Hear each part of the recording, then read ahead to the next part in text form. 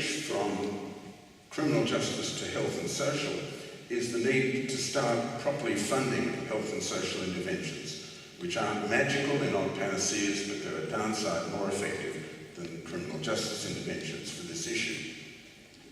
Second thing that we need to do is start raising the threshold and reducing the severity of criminal sanctions for people who are trafficking in drugs. So these are people who are cultivating or producing or transporting or selling or purchasing or possessing. The whole network has to be changed so that the threshold levels where the state starts intervening are gradually raised and the sanctions imposed move from criminal sanctions to civil sanctions.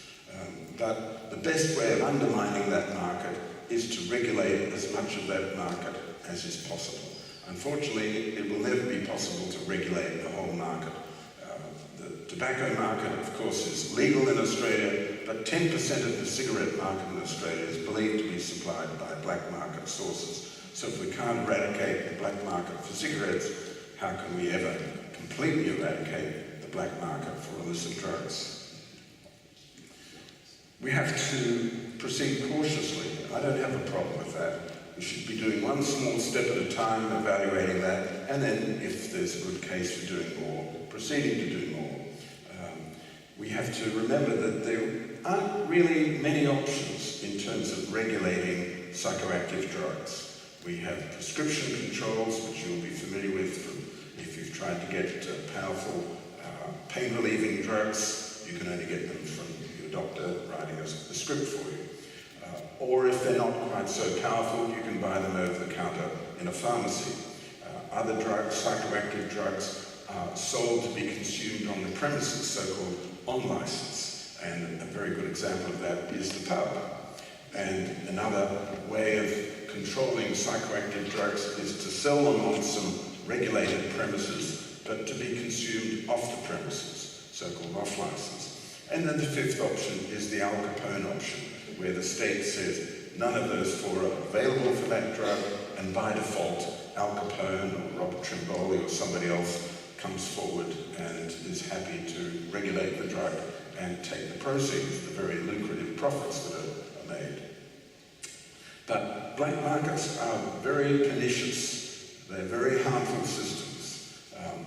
And we can see this, for example, in the difference between street drugs, street heroin, and prescribed heroin.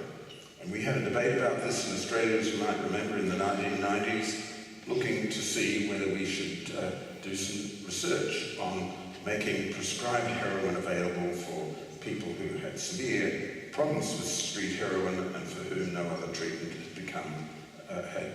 had worked. We've had 6 trials in 6 countries now involving 1,500 subjects, and those trials have been very successful. They have shown very significant benefits, very few negatives, and we now have 9 countries that prescribe heroin. And it's very beneficial for those drug users, for their families, and for their communities. But not after Mr. Howard intervened in August 1997, so far not yet in Australia. And we should contrast how beneficial prescribed heroin is for drug users, their families and communities, with how pernicious street heroin is for the same group of people. As I've said, there'll always be some black market, but we have to, the smaller that is, the better. Now, if we're thinking in the mold of starting to tax and regulate cannabis, and some countries are starting to move in that direction, talk about that in a minute, what would this actually involve? The logical place is to start with cannabis, which accounts for probably something like 2/3 of the Australian black market for psychoactive drugs. And this should involve licenses for production, wholesale and retail, preferably hard to get but easy to lose licenses. It should involve age restrictions like we have for alcohol. It should also involve the mandatory provision of information on packages, so health warnings, help-seeking information, and consumer protection information, So what you've just bought contains 5.7% tetrahydrocannabinol, that sort of thing. Learning some lessons from cigarettes, we should introduce plain packaging right from the beginning. We should ban advertising right from the beginning. And if it's possible, we should also ban donations to political parties. I'm not sure that's possible. And we should also hypothecate some of the tax that is generated from this. That means that we start off by requiring a small proportion of the tax to be allocated to the prevention and treatment of people who have problems with this drug. Now, it's possible, if that was a success, that we would think of the same kind of approach for MDMA. There are not many drugs that would fit into this kind of bill. One thing we need to remember, though, in contrast to what our people who are opposed to drug reform constantly say, we would never consider, I would never consider, I don't know anyone who would ever consider having 1 kilogram box of heroin or cocaine or amphetamine sold at supermarket checkout counters. That's never going to be an option, nor should it be. Heroin was available in Australia legally until 1953 and for some years afterwards, when the production and importation of heroin was banned. Before that, doctors could prescribe heroin, and when that ban was introduced in May 1953, several leaders of the Australian medical profession argued against the introduction of this policy. Heroin could be used for a few years after that until the legal stocks were exhausted in this country and they couldn't be replaced. Until 1906 in Australia, edible opium was taxed and regulated and lawfully sold from grocery stores and such like. Didn't cause a problem. Until 1903 in the United States, Coca-Cola contained cocaine.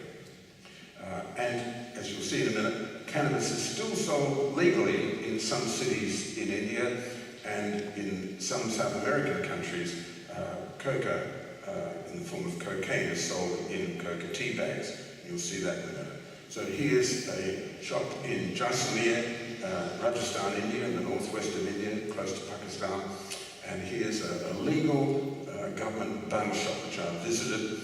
This is the 3rd generation person from his family who's involved in running this shop, which sells bun which is a kind of cannabis.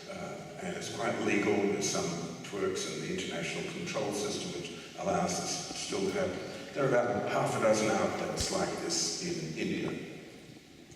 And this is tea made from coca, which contains a small quantity of cocaine, and this is sold in places like Colombia, Peru, Bolivia, in South America, sold legally.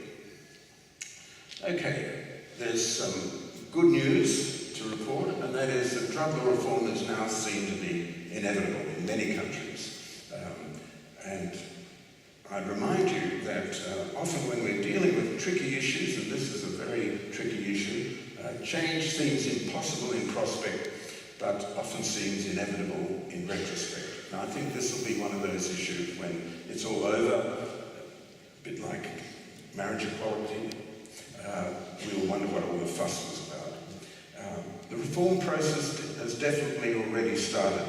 Now, Bolivia in 2011 left the 1961 treaty, which required Bolivia and other countries to impose criminal sanctions on people chewing coca leaf. Now, this is something that the indigenous people in South America found especially reprehensible, because they had been chewing coca leaf for hundreds, if not thousands of years. But it took the election of the first indigenous president in South America, Evo Morales, who was also a former coca grower, and not only that, he was a leader of the coca growers movement in his own country, and Evo Morales committed to Bolivia leaving the 1961 treaty, never happened before, and then returning last year minus the offending paragraph. So that's been removed, so Bolivia no longer imposes criminal sanctions on